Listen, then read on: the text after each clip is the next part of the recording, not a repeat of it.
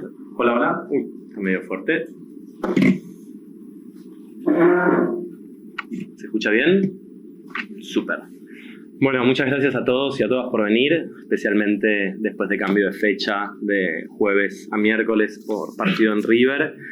Es un placer tener un nuevo evento del SEAC y del ciclo Miscelánea y recibir hoy a Santiago Porter. Hoy lo voy a estar presentando yo a Santiago.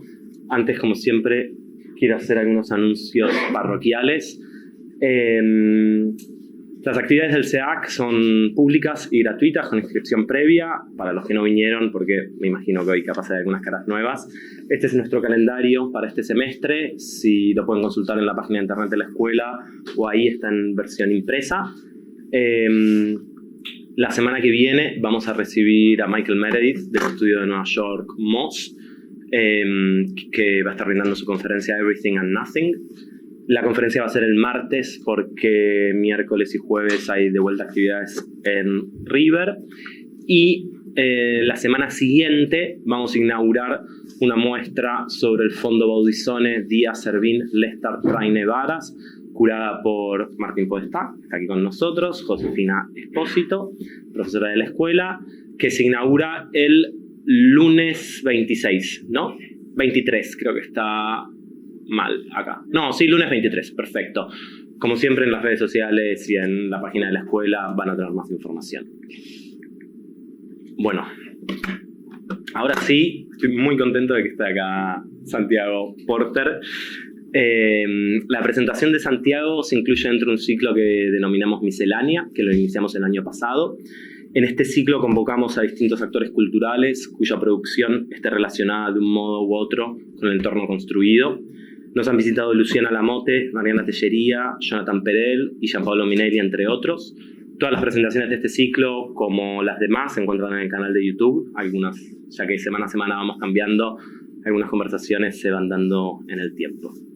Santiago Porter es fotógrafo. Rara definición de biografía inicial. Ya me aclaró que no es fotógrafo de arquitectura, así que yo engañé a algunas personas diciéndole que venía un fotógrafo de arquitectura, pero Santiago no es un fotógrafo de arquitectura, es algo distinto, más que un fotógrafo quizás. Nació en Buenos Aires en 1971.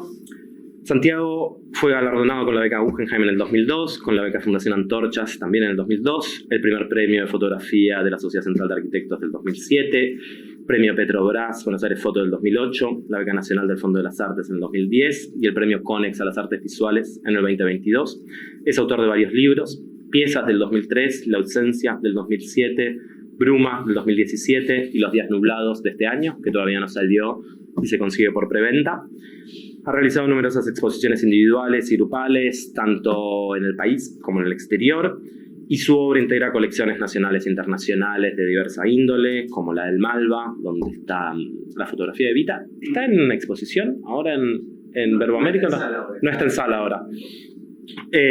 Museo Nacional de Bellas Artes, Museo de Arte Moderno de Buenos Aires, y varios museos más, entre los que particularmente destaco la colección La Rivière, ya que es un museo nuevo de fotografía en la ciudad, diseñado por un profesor de la escuela, Mariano Clusellas, en sociedad con el estudio Machado Silvetti, y también editorial que ha publicado varios de los libros de Santiago, así que si no conocen Fundación La Rivière, es muy recomendable. Actualmente Santiago Porter es profesor en el Departamento de Ciencias Sociales de la Universidad de San Andrés y en la licenciatura de Fotografía de la Universidad Nacional de San Martín. Bueno, a mí, les decía que me pone contento que esté Santiago aquí. Yo conocí su trabajo en los primeros años de mi formación como arquitecto. En el 2007, en algún trabajo práctico, fui a la Sociedad Central de Arquitectos, a la biblioteca, y hoy le contaba que allí estaba el primer premio de fotografía de ese año, que era una fotografía de Porter del Ministerio de Obras Públicas. Y como sucede cuando uno ve algo en los primeros años de la carrera, queda canonizado y en un lugar muy alto, porque después uno ve que Santiago me decía, bueno, ahí él estaba empezando con esa serie, pero a mí me sorprendió, dije, ok, pucha, hay alguien que ya mira así la ciudad. Era una imagen que me intrigaba, porque reconocía algo que estaba empezando a a ver dentro de una constelación de artistas. 2 años después, que es algo que también hablamos con Santiago, en Prueba se realizó una exhibición titulada Espacios Urbanos, que traía por primera vez a la Argentina a todos los fotógrafos de la Escuela de Düsseldorf. La Escuela de Düsseldorf es en la segunda mitad del siglo XX, no sé, creo que es en la década de los 60, que Bernd y Hilla Becher, una pareja de fotógrafos, tienen una cátedra de fotografía, en la cual, para que se den una idea, en pintura salió Gerhard Richter, daba clase Joseph Beuys. De los Becher sale esta fotografía llamada hoy de la Escuela de Düsseldorf, en la cual Candida Hofer, Thomas Truth, Andrea Hursky son sus discípulos. Y lo que yo veía en el trabajo de Santiago, o empezaba a intuir, era que se repetían los esquemas. Por un lado, estaba trabajando de manera repetitiva en un tema, de lleno, sin dispersión, que eran estas fotos frontales de edificio. El estilo era neutro, o sea, todas las fotos eran iguales, repetitivas, precisas, y trabajaba en serie. Hay algo que, justo tengo una cita sobre Walker Evans, su fotógrafo americano, que para mí define perfectamente las fotos de Santiago. Austeramente parcas, precisamente medidas, frontales, desprovistas de emoción, desprovistas de acción, seca en su textura, intensamente ligada a lo que podríamos denominar una realidad objetiva, más apropiada para un libro de contabilidad que para el arte. Pero esto, que fue como el shock inicial, muy relacionado con la forma de las imágenes, a medida que fue pasando el tiempo y que volví a ver el trabajo de Santiago en sus libros, en sus conferencias, publicado en revistas, creo que había salido Bruma salió en revista Crisis alguna vez, sí. Bueno, que es una revista de sociedad, no una revista de contabilidad. Ahí empezaba a ver que había nuevas capas en el trabajo de Santiago, y que esta primera como belleza inicial sobre precisión, lo interesante no era la forma de lo que retrataba, sino la historia de los sujetos. ¿Qué estamos viendo acá, más allá de lo sugerente de la imagen? Cuando uno lo escucha, Santiago, lee sus libros o ensayos en torno a su trabajo, es difícil volver a ver el contenido de la misma manera, cuando sabe la historia que hay detrás de sus imágenes. Y ahí empecé a entender que lo que estaba haciendo Santiago tenía una idea muy clara del mundo, de lo que quería hacer. Nada de esto era espontáneo. Tenía una mirada muy particular sobre nuestro país, sobre su historia, sobre el rol del Estado, y el Estado no como sistema, sino como el poder, cómo el poder va dejando marcas en el mundo, en el territorio. Bueno, y para ir cerrando, quería traer una cita que me parecía muy pertinente, de 12 tesis de la vida y muerte de la imagen, del filósofo francés Régis Debray, que dice: toda cultura se define por lo que decide tener por real. Transcurrido cierto tiempo, llamamos ideología a ese consenso que cimenta cada grupo organizado. Ni reflexivo ni consciente, tiene poco que ver con las ideas. Es una visión del mundo, y cada una lleva consigo sus creencias. Pero a su vez, todas las culturas también pueden ser definidas como oscurantistas, ya que no pueden arrojar luz sobre su principio de visibilidad. ¿Cómo ver aquello que nos ciega?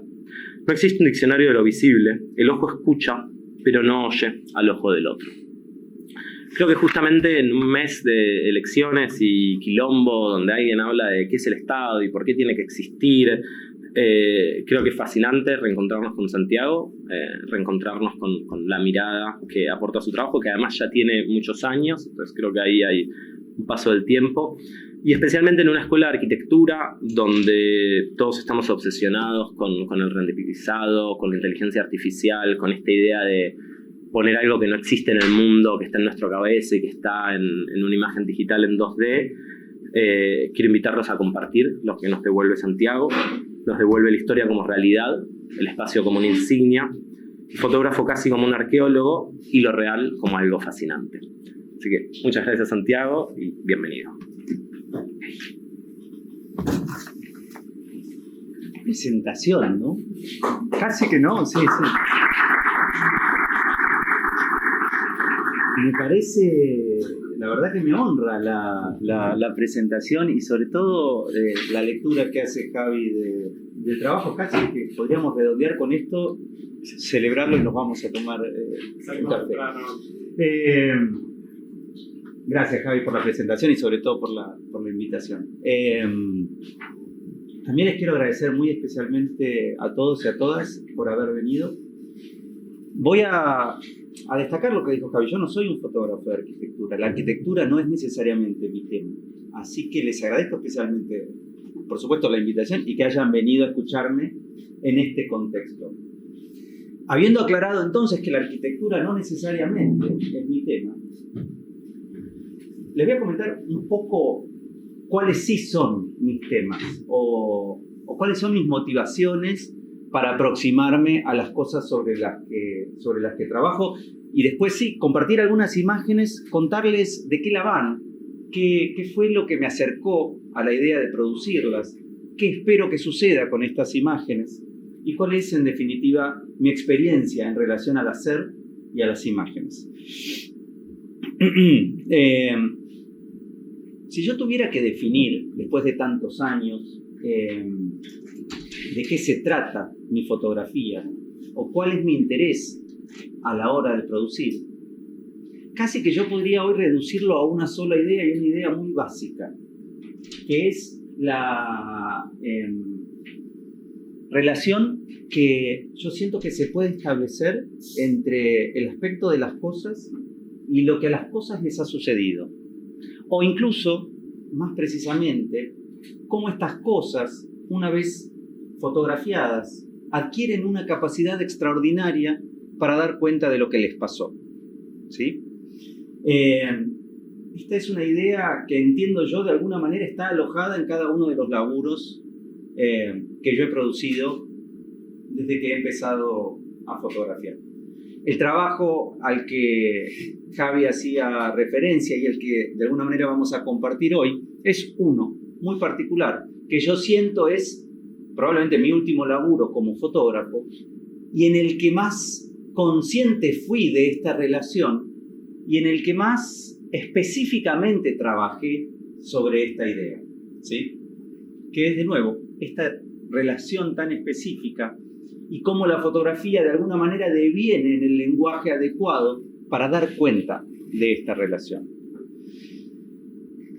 Hay un antecedente a este trabajo, Bruma, que tiene que ver con mi propia experiencia, con la década de los 90, toda una década completa en la que yo he trabajado como reportero gráfico para Clarín. A mí me ha tocado, en el contexto de mi oficio, vivir el día a día de la vida social y política de la Argentina, fotografiando todos los días para un diario, ¿sí? En ese contexto, aún apasionado por el oficio, a mí siempre me gustó ese laburo, lo empecé a hacer desde muy chico. Yo empecé a fotografiar a fines de la década del 80 para una revista muy particular, la revista Cerdos y Peces, y desde ese entonces un poco me enamoré de la práctica del oficio, ¿sí? Todavía era muy pibe cuando entré a trabajar como reportero gráfico a Clarín a principios de los 90. Pero también ese comienzo a mí desde muy temprano me provocó un dilema, ¿sí? Que es el de laburar todos los días para un otro. Yo tenía como muy presente esa sensación de que, aún apasionado por lo que me tocaba hacer todos los días, nada de eso que yo hacía lo podía considerar de alguna manera mi propio trabajo, ¿sí? Un trabajo del orden de lo expresivo, porque siempre, de alguna manera, iba a estar tamizado por los intereses de un otro. Todos los días se me decía lo que tenía que fotografiar, no cómo fotografiarlo, pero sí qué. Y después también, eso que yo fotografiaba terminaba resultando funcional, ¿sí? De alguna manera a los intereses de un otro, en este caso el diario, ¿no? Hoy todo esto parece una obviedad. A principios de los 90 o durante el transcurso de los 90, nada de todo esto estaba tan claro.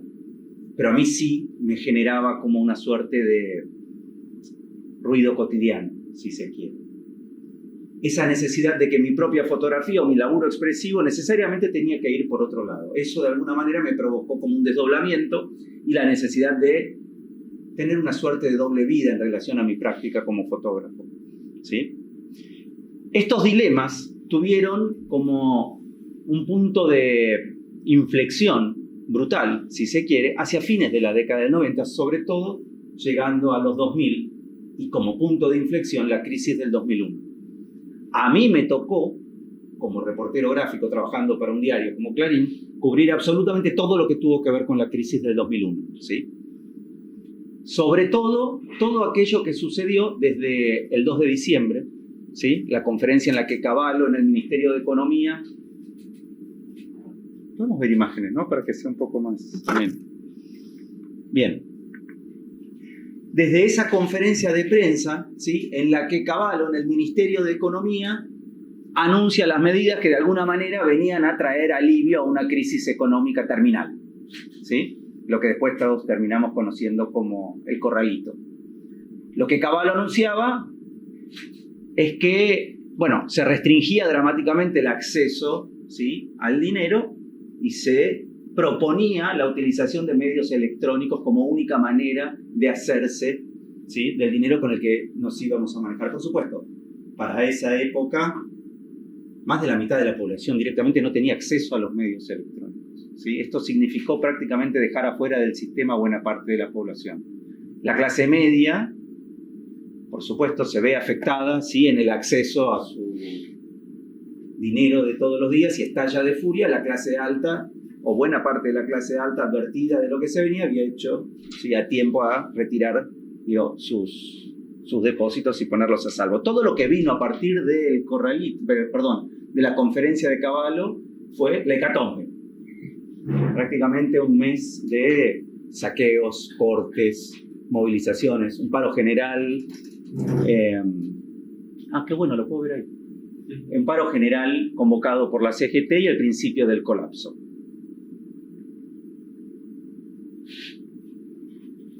Ahí va. Voy a tratar de ser... A mí las historias me salen larguísimas, no sé cuánto tiempo tenemos. Voy a tratar de acortar para llegar a lo que se supone nos va a interesar.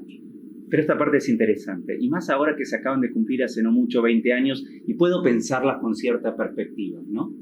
De nuevo, el cacerolazo. La noche del 19 de diciembre del 2001, yo ya había laburado todo el día, había empezado a trabajar en el diario desde muy temprano a la mañana, había cubierto saqueos en el segundo cordón del conurbano, había vuelto al diario, de ahí me habían mandado a Comodoro Pi, donde había terminado los codazos. Comodoro Pi son los tribunales federales de Retiro.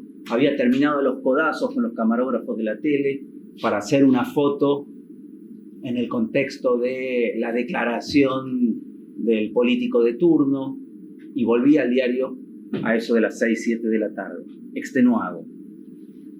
Había guardado el bolso, había dejado las cámaras, había bajado las tarjetas de memoria, había puesto a revelar los últimos rollos. Ese fue justo ese preciso momento de transición de la fotografía analógica a la fotografía digital en el contexto del diario.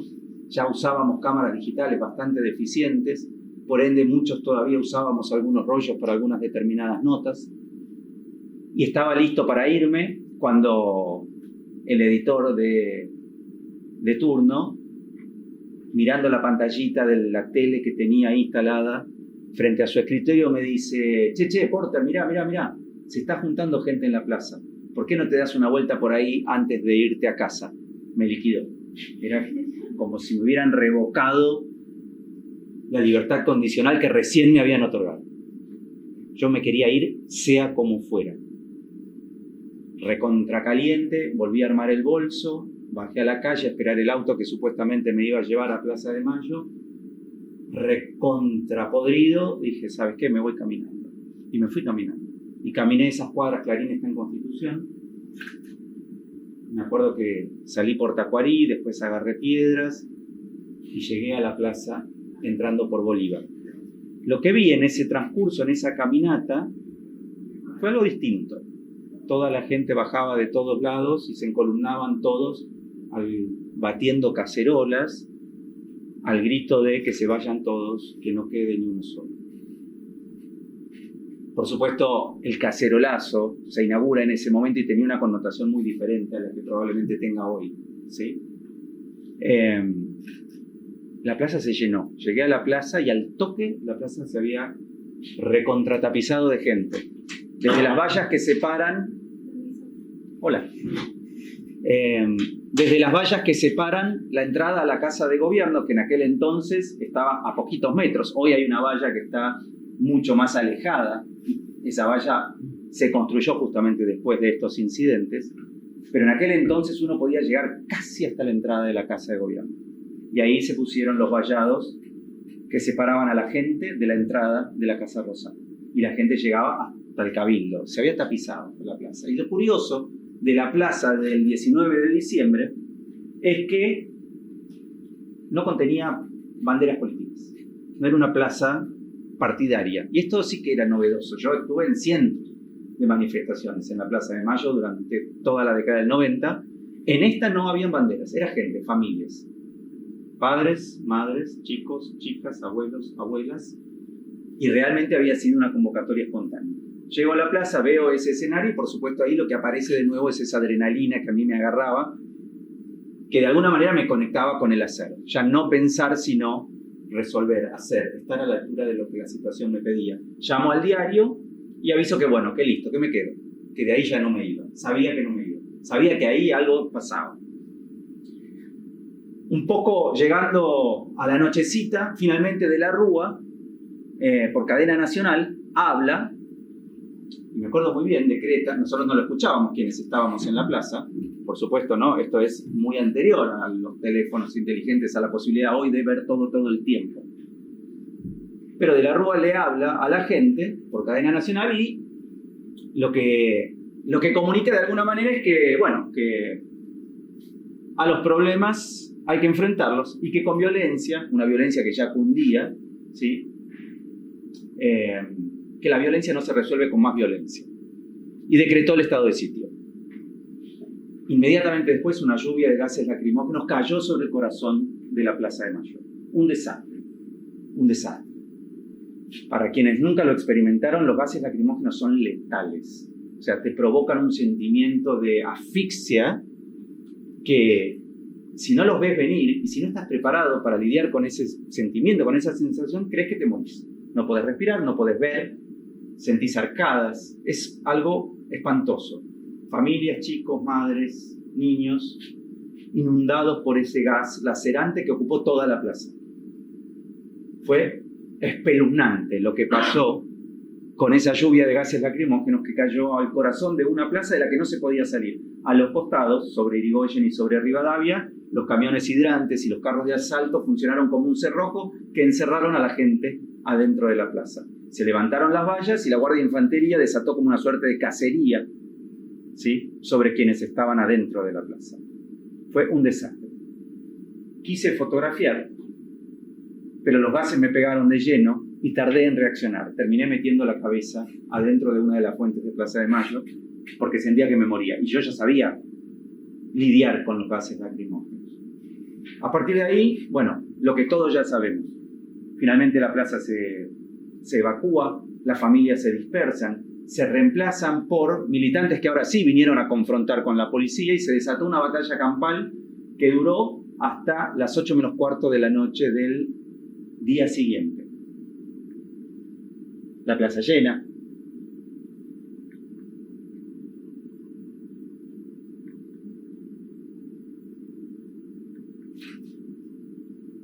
En un determinado momento la plaza se vació y literalmente se prendió fuego.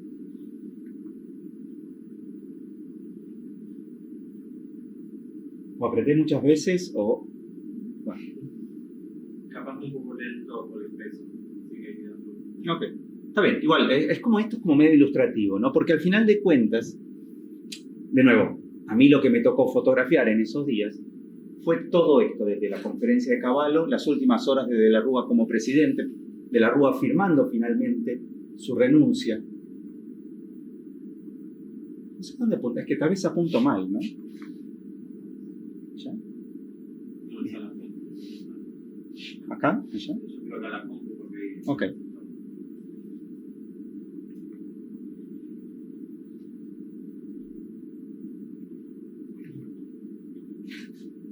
Finalmente, como les decía, hacia el final del segundo día de la Rúa, a quien ya, por supuesto, el peronismo le había soltado la mano, Cavallo ya había sido también obligado a renunciar, se ve forzado a irse de la Casa de Gobierno en helicóptero. Una escena que ya recordamos, ¿no?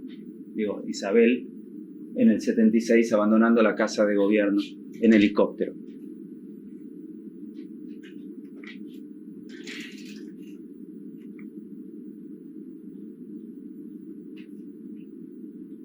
Para cuando esto terminó,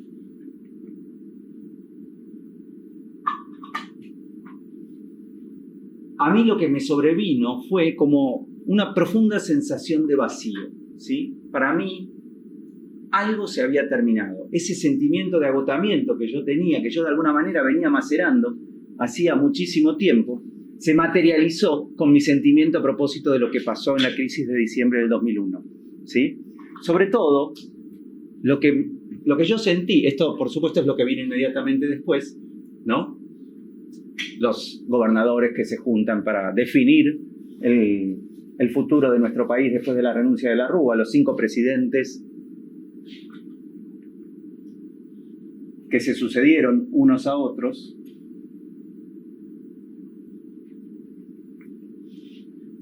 Rodríguez Sá y su fútil conferencia de prensa en la que se prende fuego y determina su propia salida. Y la jura de Duhalde. Hasta acá llegué, fue el sentimiento que yo tuve. El día que me tocó cubrir la jura de Duhalde, yo tenía clarísimo que esto no lo quería hacer más. Que acá se terminaba para De la Rúa, pero también se terminaba para mí. Que esto yo no lo quería hacer más. Yo tenía muy clara esa sensación, ese sentimiento de agotamiento, ¿sí? Y sobre todo, un fuertísimo cuestionamiento a esta manera de trabajar, ¿sí? La sensación muy clara que yo tenía para aquel entonces es que estas fotos que yo había hecho y que por supuesto habían cumplido con su objetivo, se habían publicado en el diario, habían sido la tapa, daban cuenta de alguna manera de esto que había sucedido, pero no estaban definitivamente a la altura de la espesura, de la gravedad de lo que yo sentía había sucedido, de lo que yo había experimentado, habiendo sido testigo presencial de todo lo que había pasado. Había algo en estas imágenes que para mí resultaba insuficiente. Definitivamente se materializaba en estas fotos esa decepción que yo de alguna manera venía arrastrando, que tenía que ver con una manera de trabajar, ¿sí? Que a mí ya me resultaba insatisfactoria. Este es el origen, ¿sí?, del trabajo Bruma. Pasaron los años, renuncié a Clarín inmediatamente después de la jura de Duhalde. Renunciar a Clarín en ese momento fue algo así como un suicidio, ¿no? Un verdadero dilema. Quiero decir, yo sabía que ahí no quería trabajar más y que eso no quería seguir haciéndolo. De alguna manera no solo renunciaba al diario, renunciaba al oficio también. Pero claro, en el contexto de la crisis de 2001, dejar un laburo en el que te pagaban todos los meses un sueldo prolijo, obra social, doble aguinaldo, vacaciones, era literalmente un suicidio. Yo me acuerdo el día en el que fui, se lo conté a mi viejo, por ejemplo. Yo era bastante pibe. Y le dije, che, pa, renuncio al diario. Plena crisis del 2001. Tierra arrasada. Tierra arrasada. Qué buena idea, me dijo. ¿Por qué no te pegas un corchazo directamente? Fue la respuesta de mi viejo en ese contexto. Para mí era como inevitable. O sea, se había planteado esa encrucijada en la que definitivamente eso que hacía tenía que dejar de hacerlo si me iba a dedicar seriamente a pensar en mis propios proyectos. Algo que de alguna manera yo ya venía haciendo, pero compartiendo con mi tiempo como reportero gráfico. Ahí está el origen de Bruma. Durante buena parte del tiempo que siguió, ¿sí?, la idea que me obsesionaba era la de trabajar con imágenes que yo sintiera estaban a la altura de lo que de alguna manera pretendían señalar, ¿sí? Bruma es el intento de materializar esa idea. Volví entonces, de manera sistemática y paciente, a muchos de aquellos lugares en los que yo había estado. En los que, yo había laburado como reportero gráfico, pero a observarlos de una u otra manera. Sin el condicionamiento del tiempo, sin el condicionamiento de lo que se esperaba de las fotos, sino con mi propia voluntad de provocar, de generar imágenes que estuvieran a la altura de generar un espacio de reflexión, ¿sí? El primer capítulo de Bruma, o para el primer capítulo de Bruma, y acá está el deseo de que esta sea la parte que les interesa, elegí trabajar sobre los edificios públicos. Para mí ahí había algo que merecía ser señalado. Yo los conocía muy bien, yo los había transitado. Yo había recorrido los pasillos de todos estos edificios, porque ahí sucedieron muchas de las cosas con las que yo he tenido que lidiar durante la década del 90 y que a mí me interesaban especialmente. Yo tenía muy clara esa sensación de los pasillos de los edificios públicos, un poco como Joseph K., el personaje del Proceso de Kafka, perdido, ¿sí?, en los interiores, en esos laberintos de la política institucional. ¿Qué nos vienen a presentar estos edificios? ¿Sí? ¿Cómo nos paramos frente a estos edificios? ¿Sí? Estos edificios que de alguna manera son infranqueables para todos nosotros, pero que al mismo tiempo determinan, ¿sí?, nuestra forma de habitar esta sociedad. Nuestro futuro, nuestra cotidianidad se dirime en lo que sucede adentro de esos edificios que de alguna manera nos encierran afuera. Elegí entonces trabajar sobre edificios públicos muy particulares, aquellos construidos entre finales de la década del 30, principios de la década del 50, y elegí edificios que representaran cada uno un estadio diferente de nuestra vida social y política. Y al mismo tiempo me interesaba especialmente qué es lo que le sucedió a cada uno de estos edificios, qué pretendieron ser, qué terminaron siendo, qué anécdotas de alguna manera albergan y dan cuenta de nuestra historia política contemporánea. El Ministerio de Economía,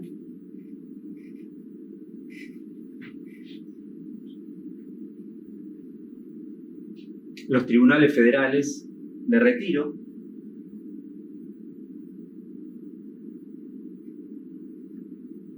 la Casa de Moneda.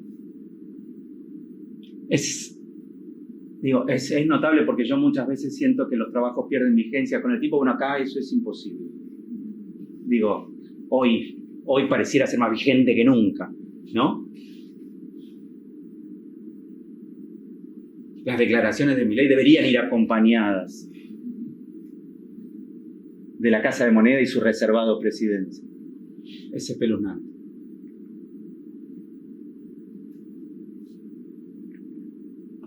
El Policlínico Ferroviario Central, la salud, ¿no? La salud, la economía, la justicia,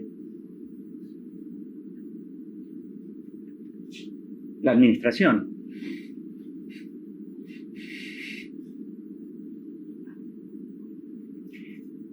El 20 de diciembre, en un determinado momento, llegan las madres de Plaza de Mayo a su habitual ronda de los jueves y enseguida son embestidas por la policía montada. Una escena espeluznante. Yo la veo, esa escena, porque yo estaba justamente parado en esta vereda, acá. Y con otro colega con el que estaba, un fotógrafo de la agencia Telam, vemos cómo los policías montados embisten a las madres alrededor de la pirámide de Mayo y intuitivamente avanzamos hacia la pirámide de Mayo. En ese momento, una moto se nos cruza justamente por delante, manejaba un policía y atrás iba otro con la Itaca, se nos pone adelante y el chabón nos apunta directamente. Me acuerdo perfecto, como si fuera hoy. Mi reacción intuitiva fue, él me apunta y yo le apunto, ¿no?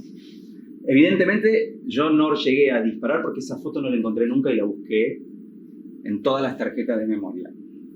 Evidentemente me paralicé, pero el chabón no, y me pegó un tiro que me pasó volando, rasando, porque sentí el impacto en esta columna. Sentí el impacto del perdigón en la columna de mármol. En ese momento me quedé como petrificado y Marcos, que era el otro pibe, me agarra del cuello del chaleco y me empuja atrás de esta columna. Y la moto sigue. Eso era un quilombo total, ¿no? Un desmadre total. Al día de hoy está el agujero del perdigón en el mármol. Cada vez que paso, ya no paso tanto, pero cada vez que paso por la Plaza de Mayo y sobre todo por la puerta de la FIP, lo palpo. Y ahí está, el agujero del perdigón. Un edificio militar. Estas son dos puertas diferentes del edificio del IAPFRAM. El IAPFRAM es el organismo que se encarga de la administración y del cuidado de los fondos con el que se pagan las pensiones a los militares retirados. Para cuando yo hice estas fotos en el año 2007, buena parte de los militares retirados estuvieron en funciones durante la última dictadura. El Ministerio de Obras Públicas. Y acá hay una serie de cosas que tal vez está bueno compartir porque tienen que ver con las ideas atrás del trabajo y con algunas cuestiones de procedimiento que a veces es interesante compartir o por lo menos compartir en contextos como este, ¿no? ¿Qué es lo que yo me propuse con estas imágenes? ¿Cómo las produje? ¿Qué ideas tenía en mente? ¿Sí? De alguna manera lo que yo quería era, todos estos edificios por supuesto están ubicados en lugares que transitamos habitualmente, pero que por supuesto, por las propias características de estos lugares, no nos permiten el detenernos a observarlos con detenimiento, valga la redundancia, ¿no? Algo que también está o va muy en contra de nuestra relación con las imágenes hoy. El tiempo que le dedicamos a las imágenes hoy pareciera ser el que nos lo permite el tiempo que tarda nuestro pulgar en scrollear la pantalla del celular. De alguna manera estas imágenes proponen todo lo contrario. Un poco lo que yo pensaba era, bueno, recortarlas de allí, ¿sí? O mejor dicho, recortar estos edificios de allí a donde están ubicados y disponerlos de una manera muy particular en la pared del museo, de la galería o de allí a donde estas imágenes se expusieran, como una suerte de invitación a observarlos detenidamente. Y en ese observarlos detenidamente, lo que yo siento que sucede es que estas capas de historia acumuladas de alguna manera se despliegan y le permiten al observador hacer una lectura profunda de lo que estos edificios nos proponen y de la historia que de alguna manera se condensa en el aspecto de sus fachadas. En ese sentido, trabajé en estas fachadas como si hiciera retratos, exactamente igual, con el mismo dispositivo. Trabajé con una cámara de formato grande, muy grande, con placas de película, transparencia color. Esto me garantizaba un control muy específico, ¿sí?, de la imagen que quería generar y, por sobre todo, una calidad que me permitiera trabajar con impresiones de verdadero gran formato para que nuestra relación con las fotos impresas ahí en la pared de alguna manera fuera equivalente a lo que percibimos cuando nos paramos frente a estos edificios. Que no hubiera interferencia, que no hubiera grano, que no hubiera distorsión, como para que pudiéramos percibir la textura de estos edificios, casi como si fueran las arrugas, ¿sí?, que de alguna manera cuentan la historia en la cara de una persona.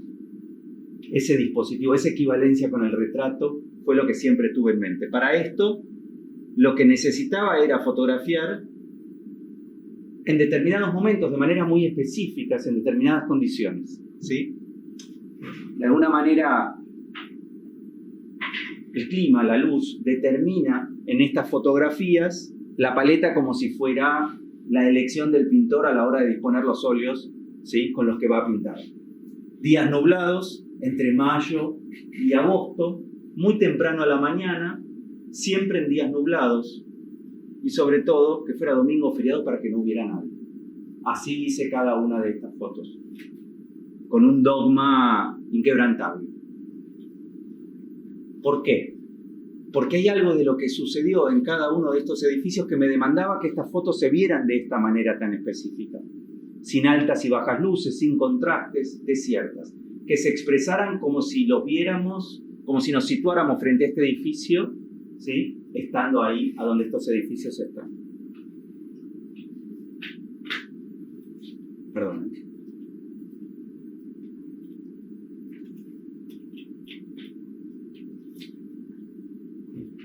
La primera foto,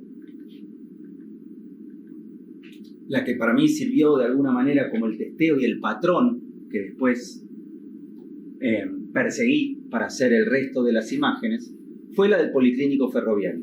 Yo había estado en este lugar y lo conocía muy bien y me impresionaba el estado en el que estaba, ¿sí? De alguna manera, por supuesto, había algo acá que reflejaba el estado de la salud pública en la Argentina, en el aspecto del edificio, pero había algo que a mí me interesaba mucho más, que es la historia de este edificio. Este edificio lo inaugura Perón en el 52. Después de la nacionalización de los trenes, el gremio de los ferroviarios, los dos gremios ferroviarios juntos, sumaban más de 250.000 afiliados, que aportaban a una caja millonaria que por primera vez le permitía, ¿sí?, a la vida sindical argentina construir su propio hospital. Una mole, ¿sí?, de casi 10.000 metros cuadrados, 900 camas, que albergaba a la élite de la medicina latinoamericana. Un caso único de referencia en el contexto de la inauguración de los hospitales en nuestro continente. Pero claro, así se inaugura un edificio que no iba a sobrevivir a lo que la historia de alguna manera le tenía reservado. Esto fue en el 52, con el golpe del 55. Bueno, Perón se exilia, ¿no? Y una de las primeras medidas del gobierno militar, al principio sí, en manos de Lonardi, fue la expropiación de buena parte de los terrenos del Policlínico, ¿sí? Que se le entregan de manera gratuita al Jockey Club.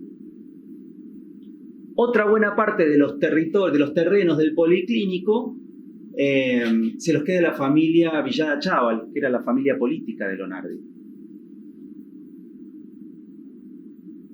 Poquito tiempo después, con el regreso, con sucesivas administraciones fraudulentas hasta el regreso de la democracia, el hospital queda envuelto en sucesivos escándalos de corrupción, contrataciones de prestadoras fantasmas, etc.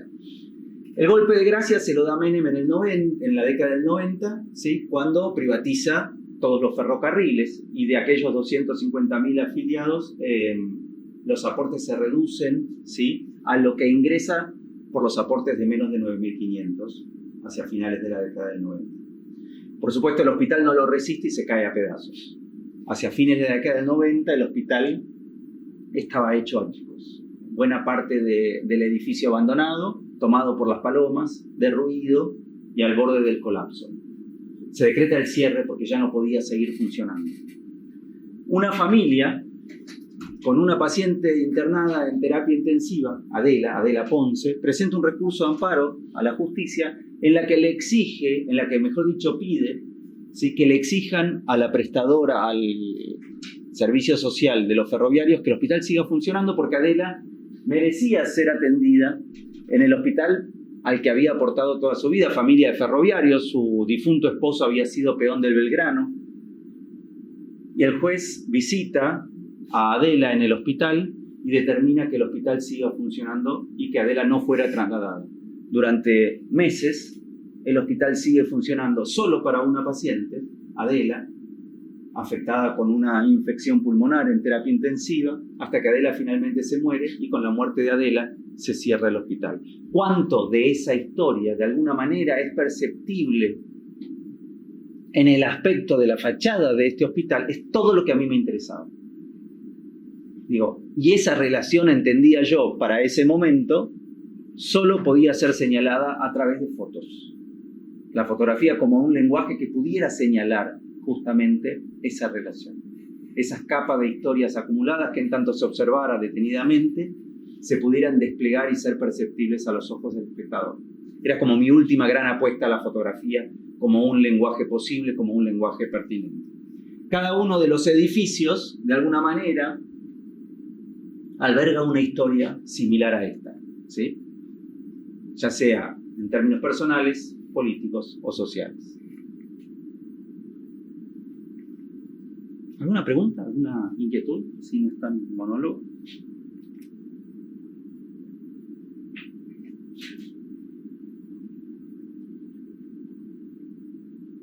Seguimos.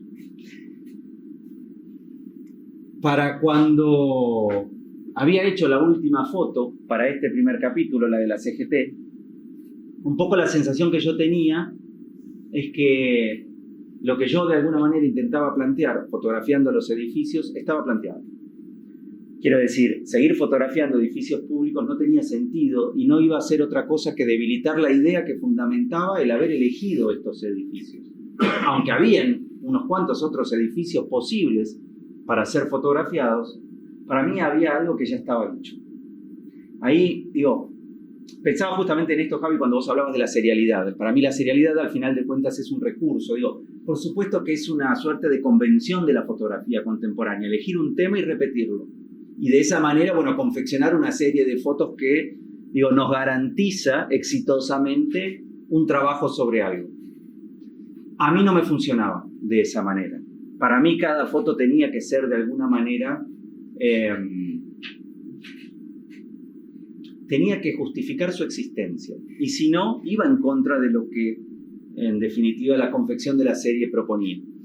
Y en ese sentido, di por terminada la idea de fotografiar edificios, ¿sí? Lamentablemente en este contexto en donde todos ustedes estudian arquitectura. Pero hay otras cosas. La idea no estaba agotada. Esa relación que yo siento se puede establecer entre lo que a las cosas le pasó y cómo las cosas se ven, me daba tela para cortar. Podía seguir siendo explorada. Y había mucho más para decir.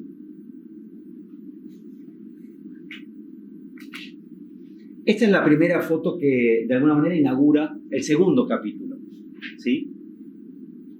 Y tal vez para mí, de todas las imágenes de este laburo, que es un laburo muy extenso, la que mejor condensa las ideas que explican un poco mis fundamentos a propósito de este laburo. Esta es una Evita, una escultura de Evita a la que, por supuesto, como vemos, le falta la cabeza. Yo la conocía, esta escultura, conocía la historia de esta escultura, pero no sabía dónde estaba. En el año 2008 yo ya había renunciado, hacía tiempo, a mi laburo como reportero gráfico, y en determinados momentos sentía como cierta nostalgia, algunos sentimientos encontrados cuando determinadas cosas pasaban. Ese año se determinó el traslado de los restos de Perón, ¿sí? Desde el cementerio de Chacarita hasta la bóveda que le había sido construida especialmente en la Quinta de San Vicente, ¿sí? En la Quinta 17 de octubre, que es donde Perón y Evita pasaban los fines de semana. Ahí se construyó una cripta nueva que finalmente iba a recibir, ¿sí?, al general Perón en su lugar de descanso predilecto. Se cerraba ahí una historia larguísima, que es prácticamente toda la historia de la política argentina contemporánea. Viene un poco a la usanza argentina. Ese día fue un día de gran quilombo. El cajón sale de la Chacarita bien temprano, se organizó una ceremonia en la CGT, entonces se llevó al cajón de Perón a la CGT, ahí se le hizo un homenaje y de ahí salió la cureña que a paso de hombre llegó hasta San Vicente, en la provincia de Buenos Aires. Mientras tanto, mientras el traslado fue muy parecido a la llegada de la selección después del Mundial, un poco como ese estilo, ¿no? Pero con el cajón de Perón en el medio. De hecho, el lugar es el mismo, ¿no? La autopista de Ezeiza a Cañuelas, que finalmente llega hasta San Vicente. Mientras esto sucedía, ya en la Quinta se habían empezado a agarrar a las trompadas los muchachos de la UOM, de la Unión de los Obreros Metalúrgicos, con los muchachos de Moyano, con los camioneros. Ahí hay un enfrentamiento histórico, ¿no? Asignaturas pendientes desde el origen del sindicalismo. Siempre ahí se dirimen muchas de las internas más brutales del sindicalismo argentino. En este caso, por quién se acercaba y quién tenía la mejor ubicación frente al palco, a donde supuestamente Kirchner, quien era el presidente, iba a dar un discurso. La cosa se recontrapudrió y terminaron a los tiros. Por ende, se suspendió todo. Se destruyeron, los chabones destruyeron la Quinta, el cajón terminó entrando por una puerta lateral, Néstor decidió que no iba a hablar y la cosa se desmadró completamente. Yo esto lo veía por Crónica TV, tirado en la cama de casa. Y pensaba, puta, ahí tal vez debería estar, porque siempre pensaba que en estos casos estaba bueno estar. Pero por otro lado era como un flor de alivio, ya no tener ni que preocuparme por tener que estar y hacer fotos en estos contextos. Y en uno de los paneos de la cámara yo veo a los tipos que se estaban destruyendo como se llaman, los jardines de la Quinta, que se había preparado especialmente para recibir al general, a los tipos tratando de arrancar cachos de mármol. Ese es un gran bloque de más de 3 metros de mármol de Carrara, con los palos de las banderas, para utilizar esos cachos de mármol como proyectiles, ¿no? Porque no había nada que agarrar para tirarse los unos a los otros, porque la Quinta estaba impecable. Por supuesto que no se sueltan los pedazos de mármol, pero la imagen era dantesca. Y cuando la veo digo, yo esa escultura la conozco, esa es la escultura de Tomasi. Tomasi fue un escultor al que Perón había hecho venir, especialmente desde Italia, para construir buena parte de todas las esculturas que de alguna manera materializaron la ideología peronista hacia el final de la segunda presidencia. El frontispicio de la Fundación Eva Perón, la Facultad de Derecho. A él le habían encargado, ¿sí?, el proyecto de mausoleo a donde finalmente Evita iba a descansar. No sé si saben de este proyecto que nunca se materializó. Un proyecto fenomenal, iba a estar justamente frente a lo que hoy es la Biblioteca Nacional, antes la residencia Alsagonzú, expropiada por Perón para convertirla en su propia residencia presidencial, justo cruzando el Libertador entre el Museo Nacional de Bellas Artes y el Malva, para que se ubiquen. Ahí se iba a construir un flor de mausoleo que tenía que ser más alto, más imponente, más grandioso que la Estatua de la Libertad en Nueva York, que el Cristo Redentor en Río de Janeiro. Se tenía que ver desde Montevideo, fue la indicación de Perón a Tomassi. Iba a tener un mirador de no sé cuántos metros, 11 ascensores, una cripta de cristal, a donde finalmente, una cúpula de cristal, a donde iba a estar alojado el cuerpo de Evita, que esperaba embalsamado en la sede de la CGT. Estamos hablando del año 52, cuando Evita se muere. Y además, todo un conjunto de esculturas cuya imagen principal iba a ser esta. Una Evita de casi 3 metros, una figura gótica, romántica, que iba a recibir al espectador, ¿sí?, como primera figura para ese contacto con la Evita eterna que iba a descansar en esta cúpula de cristal. Por supuesto, nada de todo esto sucedió. Con el golpe del 55, el proyecto se suspendió. Un proyecto que ya había sido aprobado por el Congreso. Ni siquiera se habían llegado a hacer los cimientos de lo que iba a ser este proyecto. Por supuesto, no solo no se hizo este proyecto, sino que todos los proyectos que entonces estuvieran en curso y que hubieran sido programados por el gobierno peronista se cancelaban. Nada se iba a inaugurar después de la Libertadora, ¿sí?, que hubiera sido ideado en el contexto del último gobierno de Perón. Una de las primeras medidas de la Revolución Libertadora, del golpe de Estado del 55, inmediatamente después de Bonardi, cuando asume Aramburu, fue la prohibición del peronismo, la proscripción del peronismo. La proscripción y la prohibición de la mención del peronismo. Cualquier tipo de representación que tuviera que ver con las imágenes del peronismo. Se prohibió cantar la marcha peronismo, la pena 6 meses de cárcel. Se prohibió hablar y mencionar la palabra tercera posición, Evita, Perón, ¿sí?, a riesgo de ser encarcelado. Ahora, si lo pensamos desde hoy, por supuesto, es algo del orden de lo demencial. Un comando especialmente preparado con el jefe de inteligencia fue a la CGT y secuestró el cuerpo de Evita, que esperaba embalsamada, ¿sí?, custodiada por su embalsamador. También un personaje siniestro. Un segundo comando, ¿sí?, irrumpe en el taller de Tomassi y en una suerte de ritual de venganza le demuelen la cabeza a mazazos. No contentos con esto, este comando encarga grúas y guinches y se llevan a esta Evita y la trasladan por lo que hoy es la General Paz hasta el Riachuelo y la tiran al fondo del río. Esta Evita permaneció entonces un poco más de 40 años en el fondo del Riachuelo, algo profundamente simbólico, Evita arrojada al más contaminado de todos los ríos, ¿sí?, hasta que un nuevo gobierno peronista, en este caso Menem, le encarga a María Julia, la hija de Álvaro Alzogaray, el principal referente económico del golpe del 55, la limpieza del Riachuelo, el saneamiento del Riachuelo, que el agua podrida del Riachuelo se vuelva agua potable.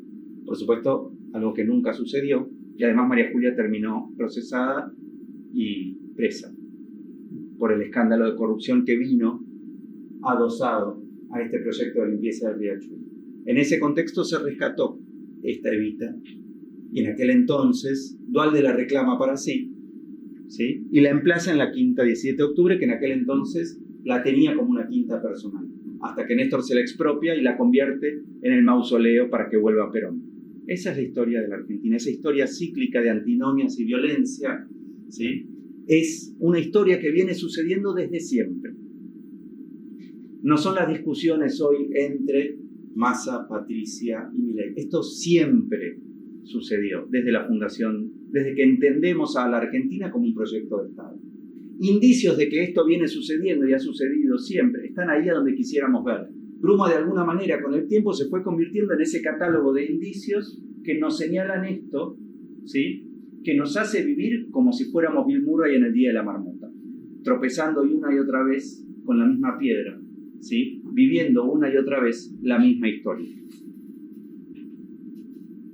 Finalmente, la evita fotografiada para mí viene a materializar esa idea de que los monumentos concebidos o pensados con fines conmemoratorios en general terminan resultando obsoletos. Los ignoramos, no los interpretamos, pero en oposición, aquellos objetos que sí sufrieron en carne propia los avatares de la historia, sí tienen, sí condensan de alguna manera, ¿sí?, esa posibilidad de mostrarnos lo que les sucedió. Y lo que les sucedió es lo que nos sucedió.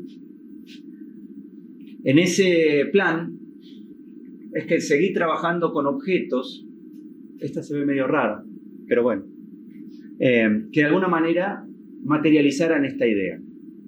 Esta es una fracción de un monumento en la Escuela de Mecánica de la Armada. Era un monumento que de alguna manera conmemoraba a los marinos provenientes de la ESMA que murieron en Malvinas, todos pibes, todos conscriptos, ningún oficial de carrera. Cuando la ESMA es expropiada durante el gobierno de Kirchner, la Marina, antes de abandonar el predio, se llevó todo lo que pudo, todo lo que tuviera valor material o valor simbólico. Entre todo lo que se llevaron los bronces que contenían los nombres de estos pibes homenajeados. Cuando el predio es expropiado, una de las primeras cosas que se hizo fue tapiar este monumento. Ahora este monumento que está en la esquina de Comodoro Rivadavia y Libertador tiene una placa de metal encima que identifica el predio como un excentro clandestino de detención. Yo llegué a hacer la foto justo entre esos dos momentos. Para mí, en esa decisión apresurada, ¿sí?, de tapiar este monumento, se está negando la posibilidad de que los objetos se expresen. Y en tanto se expresen, nos acerquen a la idea de una comprensión posible de las cosas que les sucedieron o que ahí sucedieron, ¿sí? Como pocas, para mí, esta placa condensa esa superposición sutil de tiempos y de historias que dan cuenta de nuestra propia experiencia. Una pared que funcionó como paredón de fusilamiento en las afueras de La Plata, en Arana. Las marcas rojas sobre la pared son las que hizo el equipo de antropología forense allí a donde encontró los agujeros producidos por los perdigones y que dan cuenta de que este paredón funcionó como un paredón de fusilamiento. La imagen del flyer, lo que iba a ser la Universidad Nacional de Tucumán en el Cerro San Javier.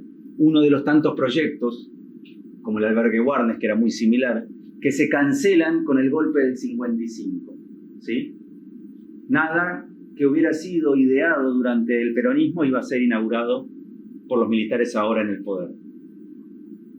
La imposibilidad de un proyecto de país que tenga continuidad más allá de gobiernos de turno, ideologías. Esta es una garita de vigilancia en el predio de la ESMA.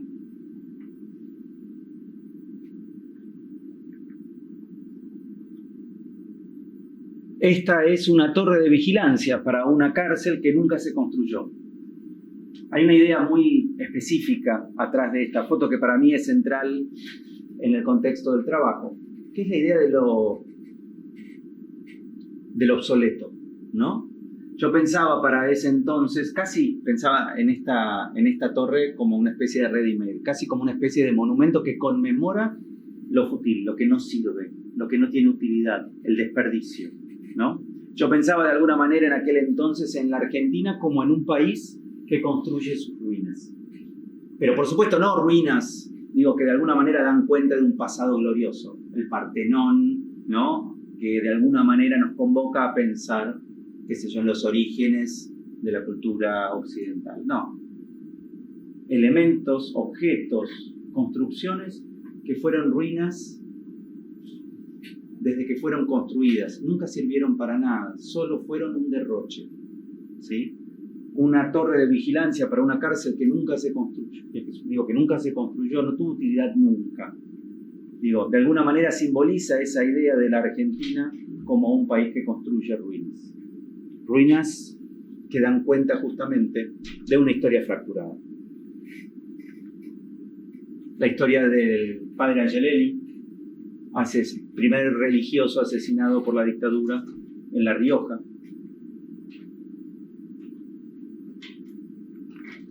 Se ven raras las imágenes acá, ¿no? ¿No? Están como estalladas un poquito. Bueno, se ven diferentes en realidad.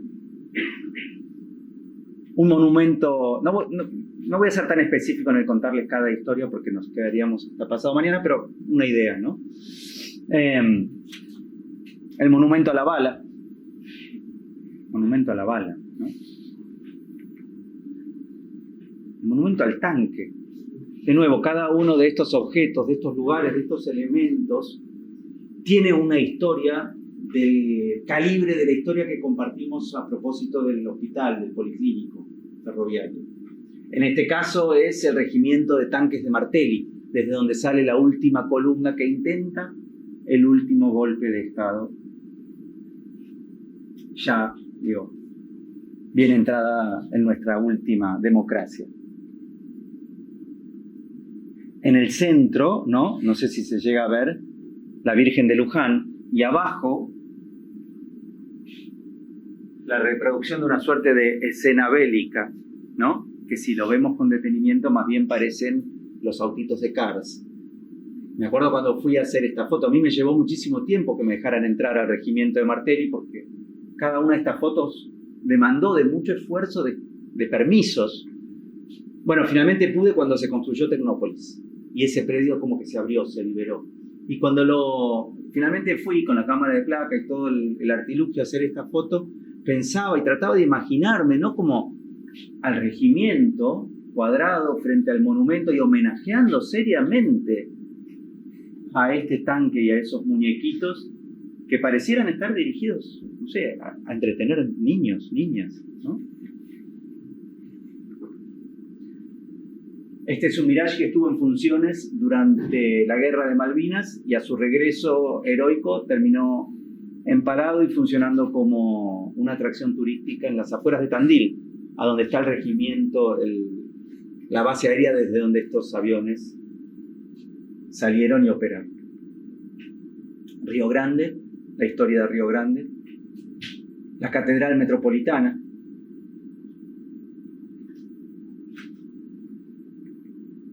la provincia de Tucumán, el Parque 9 de Julio, cocido a balazos.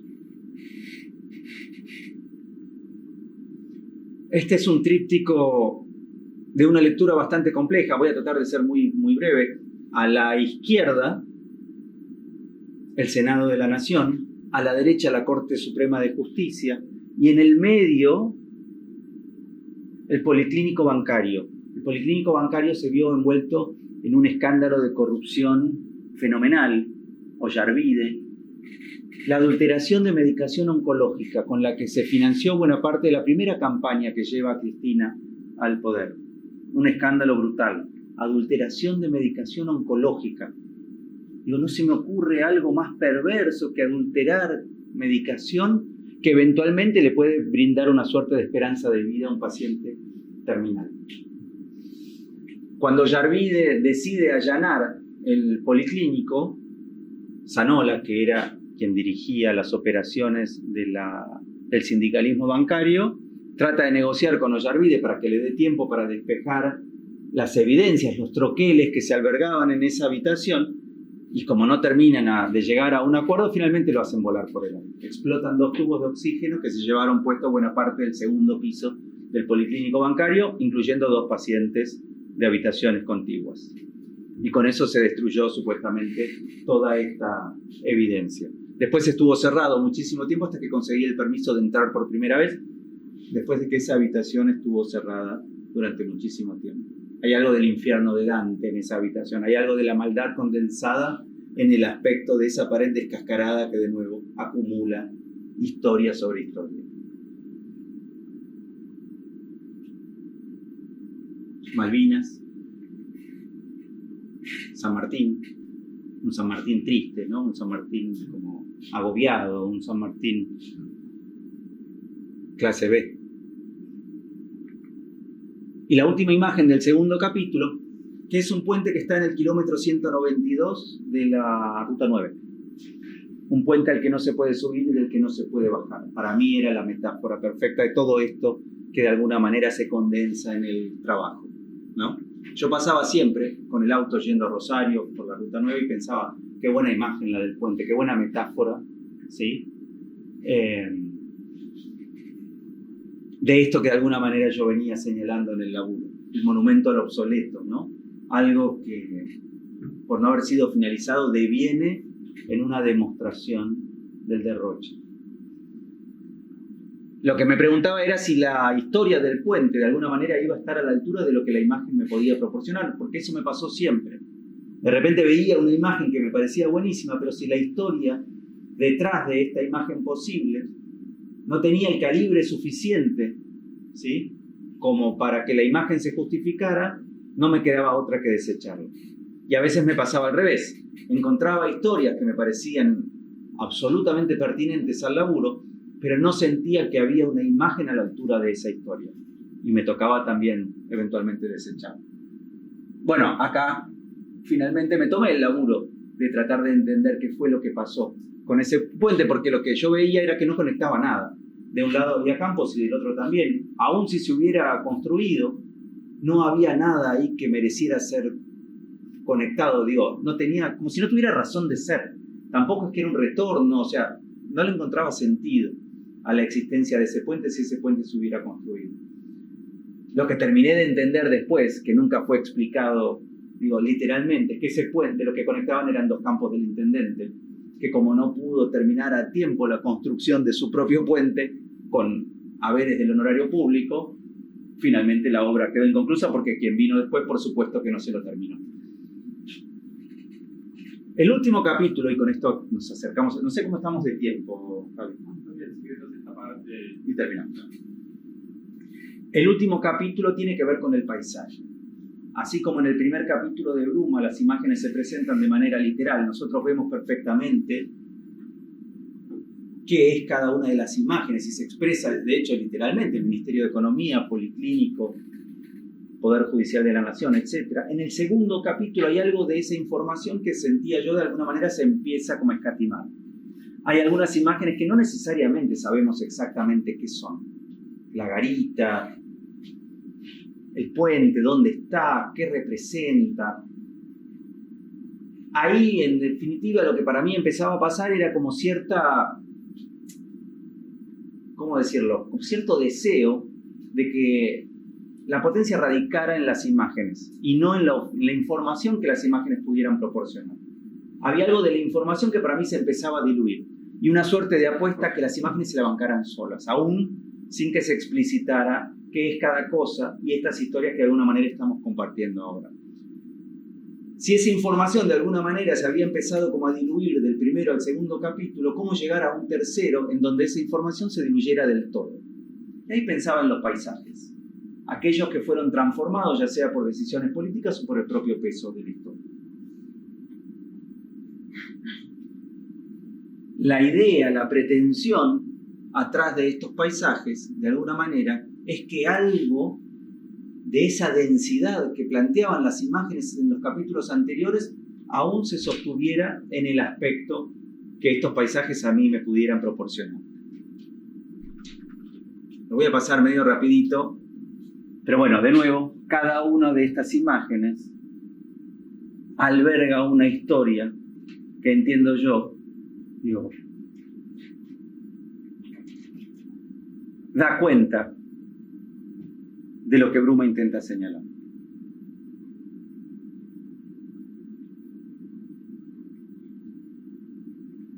Se ven verdaderamente raras acá, ¿eh? Les prometo que se ven un poco diferentes, ¿eh?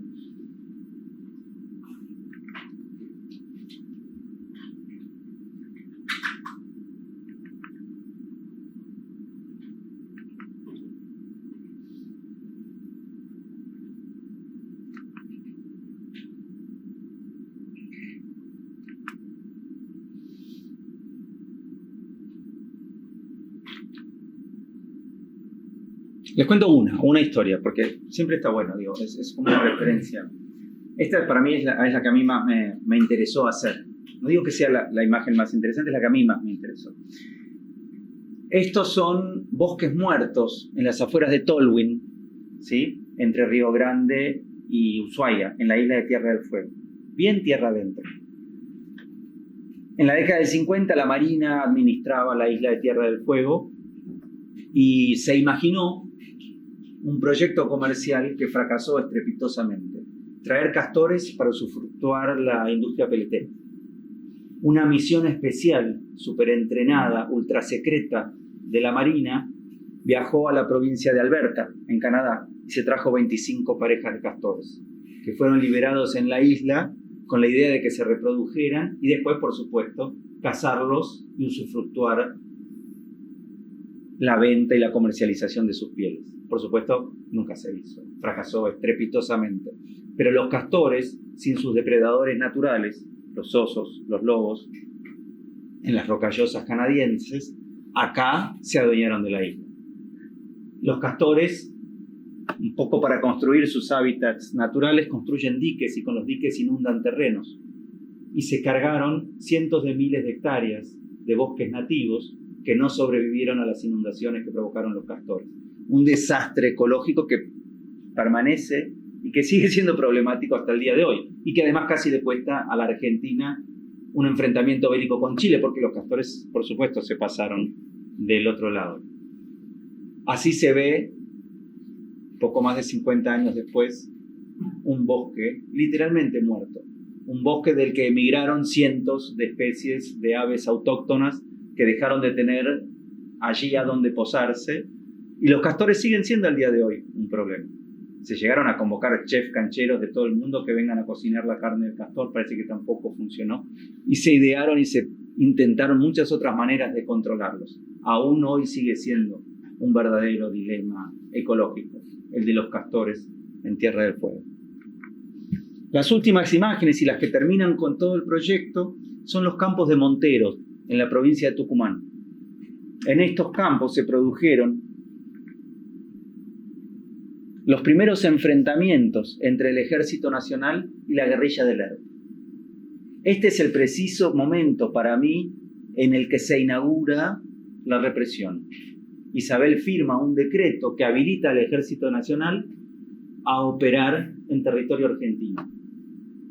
Algo que por supuesto está prohibido por la Constitución. Hoy se vuelve a discutir, ¿sí? Milei propone hoy volver a habilitar al Ejército argentino para que accione en nuestro propio territorio. Estas fueron las consecuencias de esa concesión, de alguna manera. Estos campos se ven así por la quema de los rastrojos después de la zafra, después de la cosecha de la caña de azúcar, ¿sí? Los campos se queman como una manera de eliminar los residuos de la cosecha y se preparan así para la próxima siembra. Por supuesto que es una modalidad ancestral, pero al mismo tiempo profundamente perniciosa. Se agotan los suelos y se acorta la vida productiva de estos lugares. Y además generan un flor de quilombo porque se producen infinitas nubes de dióxido de carbono que se vuelven profundamente tóxicas. De nuevo, esa relación entre estos bosques entre estos suelos quemados y lo que en estos suelos sucedió, es lo que Bruma de alguna manera intenta señalar. Lo intentó señalar en aquel entonces al respecto de aquellas historias que a mí me interesó rescatar, pero en el contexto de nuestra propia historia, hoy cobra una vigencia, es como si se renovara permanentemente, y como si estas fotos de alguna manera volvieran a hablarme a mí, que las hice, de lo que vuelve a suceder hoy, a pocos días de volver a tomar una decisión a propósito de quién queremos que nos gobierne y cómo. Eso es Bruma. Así se ven las fotos en el espacio, en las paredes, como les comentaba, del museo, de la galería. Cuando las fotos se disponen de esta manera, también lo que nos permiten de alguna manera es establecer relaciones entre las imágenes, ¿sí? ¿A dónde el Estado ha puesto la plata? En el aspecto de un hospital, de un juzgado, de un ministerio.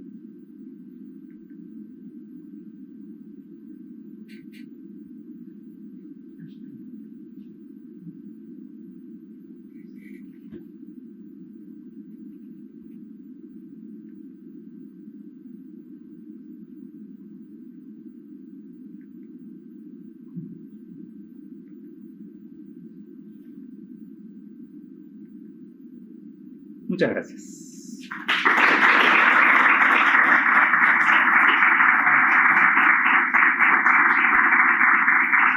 Era como el anuncio de lo que vendrá, ¿no? Por supuesto, digo, si hay tiempo y si tienen ganas, a disposición para conversar o lo que fuera. Eso.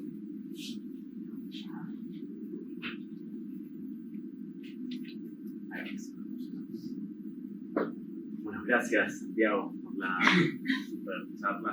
Un placer. Todavía siguiendo más fotos, abrimos a preguntas, comentarios.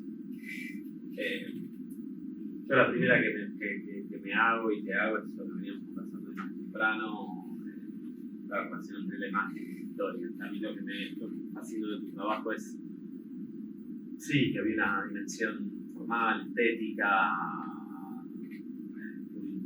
yo conocí de chico, tenía 17, 18 años, no sabía tanto de la historia argentina, y cada vez que contar una historia nueva o que lo veo ilustrado, toma más profundidad. Pero ¿cómo se fue construyendo ese sentido? O sea, ¿qué pasa cuando no tiene que seguir hacia las imágenes? Ese es como un gran dilema, digamos. Eso es algo con lo que a mí me toca lidiar, digamos. Es una elección, ¿no? Y tiene que ver con el sentido del trabajo. El trabajo está sustentado en los textos, está sustentado en las historias que de alguna manera justifican cada una de las imágenes. Yo podría haber elegido acompañar a las imágenes, ya sea en las exhibiciones de estas fotos o incluso en el libro, cuando finalmente el trabajo se publicó, con estas anécdotas que de alguna manera compartimos hoy. Pero elegí no hacerlo, la verdad, en ningún caso. Y por supuesto, es una decisión súper premeditada, ¿no? Quiero decir, hay una apuesta a la potencia de las imágenes, a lo que las imágenes puedan proporcionar, más allá de las historias que a mí me motivaron a producirlas.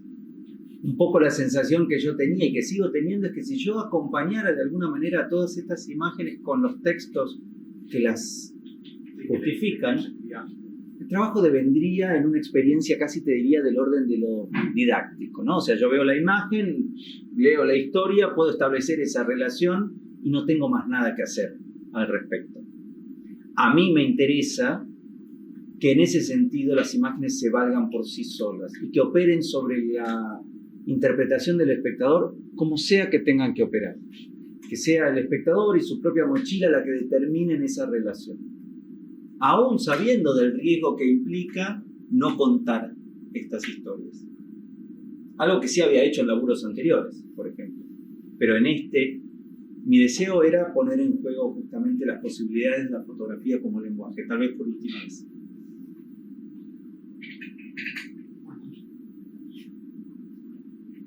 Tengo una pregunta o un comentario.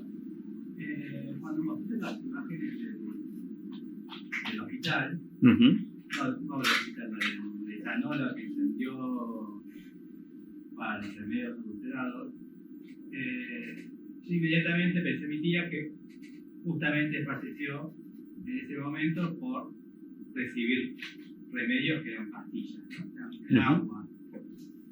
Y me imagino que cada foto esta, en cada entrevista o en cada confesión, ahí te va a contar algo nuevo. Y a su vez, estaba pensando en Ted Reznor, que es un músico estadounidense, que siempre dicen, che, contá de qué se trata esta canción. Y él dice, no la quiero contar porque cada persona es la canción. Entonces, si yo digo que esta canción tiene significado, el resto de las personas anulás toda otra vivencia posible en la relación con esa obra. Exacto. Entonces mi pregunta fue, vos empezaste tal vez en el diario con una especie de no sé, de la Croix pintando la Revolución Francesa, te transformaste en un rostro, ¿no? ¿Cómo fue esa relación? ¿Cómo fue esa cuestión de sacar una foto a caballo sabiendo lo que representa a caballo, pasando a representar una foto de un bosque que si uno es decirlo de los Castor, para mí es otra cosa, ¿no? Yo digo pasó con rojo, Claro. ¿Cómo fue ese paso tuyo? Decimos, Santiago, también el tema de la cámara. ¿Cómo? De explicar las cámaras ahí, como de fetiche. En Paso de un lado al la parafernalia, sí, está buenísima la analogía. Tiene que ver justamente con el descreimiento, con esa sensación que yo tenía de que el consumo de las fotos explícitas de la cara de Cavallo, ¿sí? De alguna manera, igual, este es el pensamiento que yo tenía de forma contemporánea en las fotos, porque la verdad es que hoy las veo 20 años después y a las fotos se les ha adosado como una suerte de valor histórico, ¿no? Que en aquel momento no tenían. En aquel momento, para mí, lo que estas imágenes representaban era lo anecdótico, ¿sí? Esa cara demoníaca de Cavallo y, por supuesto, mi editorialización de la cara de Cavallo, ¿no? Pero no más que eso. Y eso para mí lo que proporcionaba era una relación como muy fútil con la imagen. Yo necesitaba, de manera muy pretenciosa también, trabajar en pos de una relación más profunda con la imagen. Algo, no te digo que del orden de lo existencial, como podría ser nuestra relación con un Rothko, pero más o menos. De nuevo, muy pretencioso. Claro, no, pero es súper pertinente. Porque de alguna manera, incluso en la metodología, me acerqué a una práctica más parecida a la de la pintura, ¿sí? Quiero decir, descarté aquellas herramientas que yo utilizaba cotidianamente y que me permitían una producción rápida y reflexiva, entre comillas, de las imágenes para trabajar con absoluto detenimiento. La cámara de placa y con lo que la cámara de placa te impone. ¿Sí? Trabajar para una imagen, no para todas aquellas que podía albergar una tarjeta de memoria. Miles. Una placa. Llegar a la foto, llegar a la imagen, sabiendo precisamente qué voy a fotografiar y por qué lo estoy fotografiando. Construir una imagen que esta vez sí esté a la altura de lo que intento representar. Digo, un poco en ese proceso, en esa pretensión, en esa necesidad, se sustenta con ese cambio tan dramático de manera de trabajar, de alguna manera. Más o menos.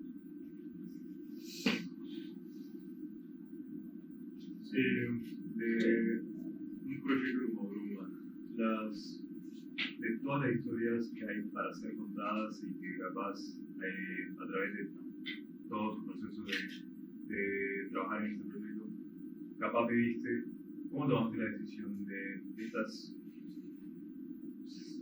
son las fotos que quiero que vayan dentro del proyecto? Cuando sentía que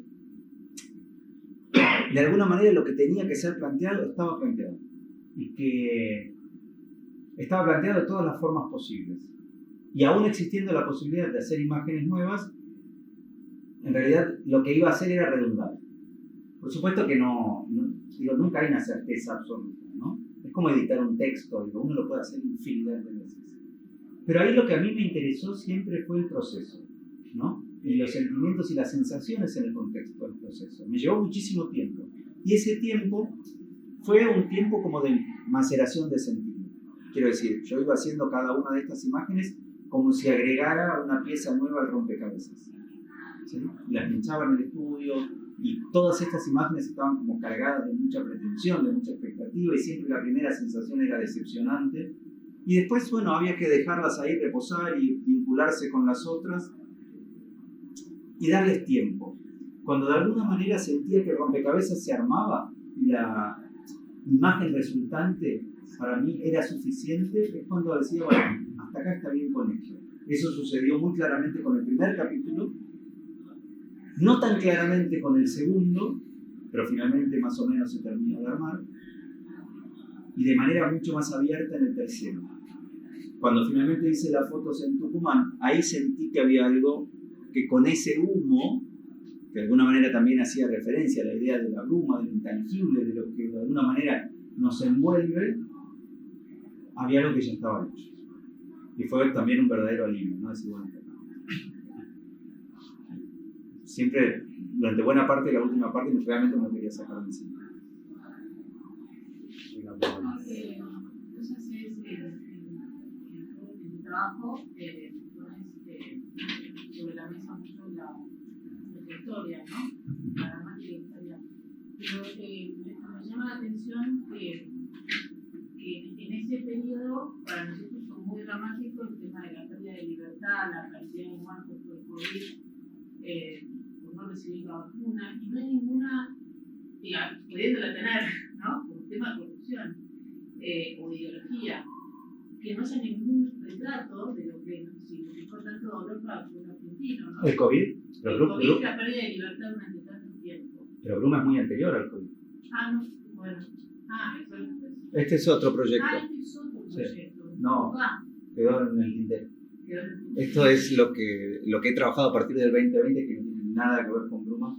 Que quedó ahí en realidad porque está en el PowerPoint. Ese es el Claro, tal cual. Ah, Sí. perfecto. Un error. Pensé que también agarraba esa etapa. Sí. No. Y digo, y nos falta. No, de hecho la última foto de Bruma es del 2012, Ah, 10 años antes de la pandemia.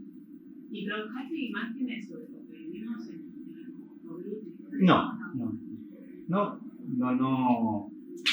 No sentí la necesidad de hacerlo. No estaba en ese momento pensando en la pandemia como un tema para mi trabajo. Pero bueno, esa es una decisión. Sí, dos más, una de Juan y una de Paco. Sí, las que quieran, porque- No, encontré tus imágenes, me parece increíble la charla, pero encontré todas fascinantes, poderosas. Siempre cuando las veía, como antes de escucharte, como con una especie de pesimismo, te quería preguntar un poco acerca de eso, sobre todo por ejemplo, en el proyecto de Tucumán, un proyecto que siempre me fascinó por lo que podría haber sido. Sentía que la foto registraba más lo que fue, que era un poco también lo que terminó siendo, lo que terminó pasando dentro. Como si pusiera más el foco en eso que en lo otro. Y quería preguntarte cuál es, si había algo de ese pesimismo, efectivamente. En realidad yo no siento que el proyecto sea pesimista. Yo creo que el pesimismo se desprende de lo que nos pasó, ¿no? Digo, sí es verdad que yo elijo señalar de alguna manera estos episodios, o mejor dicho, estos indicios de lo que nos pasó. Sí, yo me siento profundamente pesimista, ¿qué querés que te diga? Y ese pesimismo lo renuevo, qué sé yo, a días de volver a votar, ¿no? Pero es Yo un poco creo, mi relación con la historia. Cuando lo contaste pasada a Tucumán, de la misma manera que Alberto que Warnes. Y Warnes es un edificio malísimo, hecho por burócratas del Estado y el de la Universitaria está un ingeniero italiano, el mejor del mundo, el mejor equipo de arquitectos, un plan. Y hay algo como nosotros como arquitectos que estuvimos en los libros de historia, sabemos cómo es el corte, como edificio fascinante, ¿no es? Es un edificio increíble, pero también hay algo que no tenés todo eso, ¿va? Es una ruina igual a la otra, abandonada, algo que no pasó, que no se hizo, por problemas de un lado y del otro. Entonces ahí hay un choque que también está bueno. Claro. Sin conocer con un pensamiento específico las virtudes del proyecto, no deja de ser profundamente decepcionante, la suspensión de ese proyecto en lo que devino, en lo que podría haber sido y lo que terminó siendo, que es la nada misma, que es la representación del obsoleto. Es una trampa mortal esa estructura en el Bosque San Javier que se ha llevado la vida de algún que otro pibe que ahí se ha caído, de la estructura jugando a la pelota, quiero decir, no soy yo el que le imprime pesimismo, son historias, son probablemente historias del pesimismo, ¿no? Lamentablemente, yo tengo hijos, quisiera que vivan en este lugar, el hijo que viva en este lugar, y ojalá ellos quieran seguir viviendo acá, en este lugar que es el que yo elijo vivir, pero de otra manera, ¿no? Ojalá, qué sé yo. Paco. Bueno, muchísimas gracias. Tenía dos preguntas, una más del técnico y conceptual y otra más emocional, justamente de la mano de la presión. Responde la que quieras. Una, quería saber cómo, al inicio del proyecto, cómo, más de términos metodológicos, cómo surgió ese resultado de unas fotos tan, donde el estética tan clara y con un método, como vos dijiste, de voy a sacar en 2 meses, a esta hora del día, con este formato, etc. Si eso fue resultado de pruebas, de intentar, de ver cómo te encontraba, cómo te encantara, eso por un lado, también cómo venían también las historias, si vos tenías que estudiar, sobre las historias de este país, si ya las sabías, si fueron muy de la mano, un poco eso, y después otra,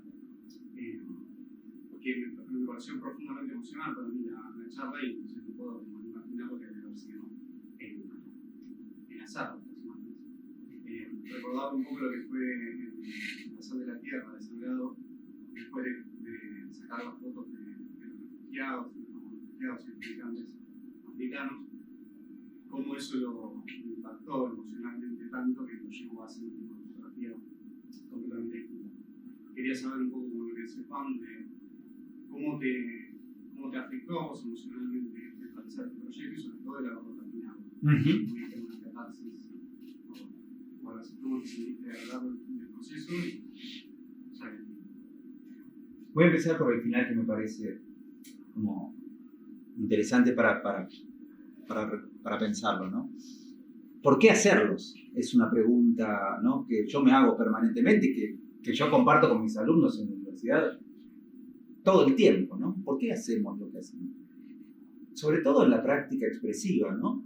Porque al final de cuentas son 10 años de laburo que demandan un montón de esfuerzo y de compromiso y la verdad es que no se entiende bien por qué lo hacemos. Porque no es un laburo que tenga, qué sé yo, un fin utilitario, ¿sí? Al final de cuentas, bueno, sí, serán exhibidas en el mejor de los casos, serán publicadas y eventualmente le servirán a alguien para conectar con algo y eventualmente puedan funcionar, en el mejor de los casos, como un espacio de reflexión. Pero de ahí a dedicarte 10 años, digo, es como una simetría ahí fenomenal. Y para mí la explicación está justamente en la necesidad de lidiar con las cosas, ¿sí? Para mí, producir tiene que ver con eso, con una manera de pensar, con una manera de vincularme con lo que me interpela, de tal forma que me permita el pensarlo con cierta profundidad, ¿sí? El atravesarlo de una manera sensible. Ahí es donde se sustenta justamente la necesidad de hacer estas cosas.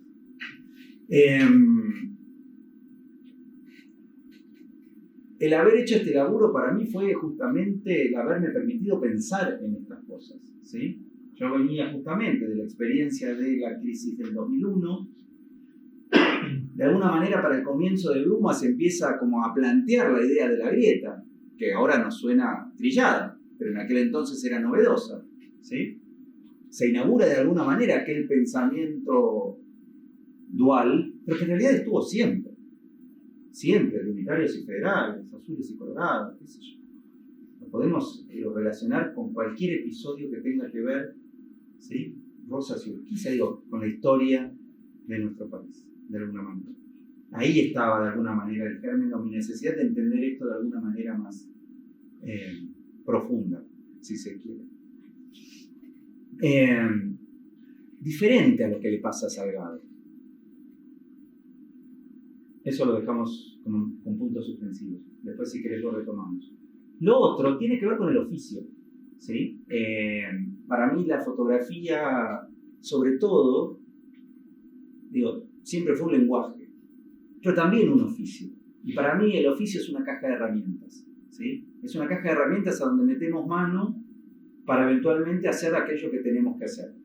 Yo me formé como fotógrafo, aún después habiendo hecho un montón de otras cosas. De hecho, este es un laburo de pinturas al óleo, por ejemplo.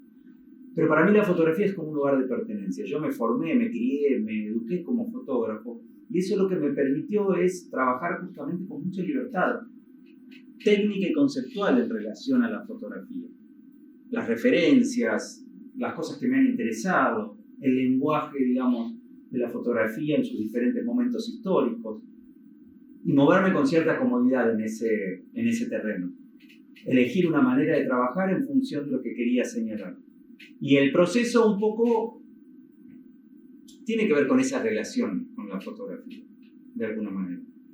Y después las historias se fueron encadenando. Hay algo muy particular de nuestra historia contemporánea, que es que la ficción, mejor dicho, que la realidad muchas veces supera con creces a la ficción. Y entonces ahí las historias se van encadenando. Cuando te propones estudiar o pensar con seriedad el devenir de los acontecimientos políticos que resultaron significativos en nuestra Argentina contemporánea, las cosas que aparecen son surrealistas. Indicios de este surrealismo están allí a donde quisiéramos ver. Digo, en ese sentido simplemente fui atando cabos. Fui persiguiendo esos indicios. De nuevo, como dijo Javi, como un arqueólogo, buscando rastros que den cuenta de las historias que de alguna manera yo conocí. Simplemente tratando de identificar que estos rastros pudieran devenir en imágenes que estuvieran a la altura de lo que se intentaba señalar. A diferencia de Salgado. Salgado directamente es una especie de guayer del drama y de la pobreza. Yo me distancio severamente de esa idea. ¿Sí? De ese embellecer el sufrimiento ajeno, ¿sí? Para hacerlo digerible en fotos espectaculares. Digo, yo siento que ahí, ni bien ni mal, hay un problema. Que evidentemente a Salgado le terminó pesando. Y modificó su práctica. No sé si más o menos. Ahí.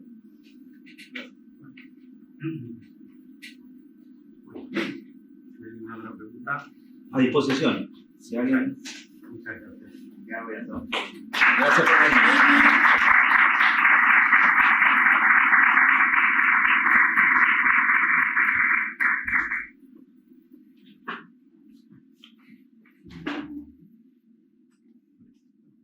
Pasado.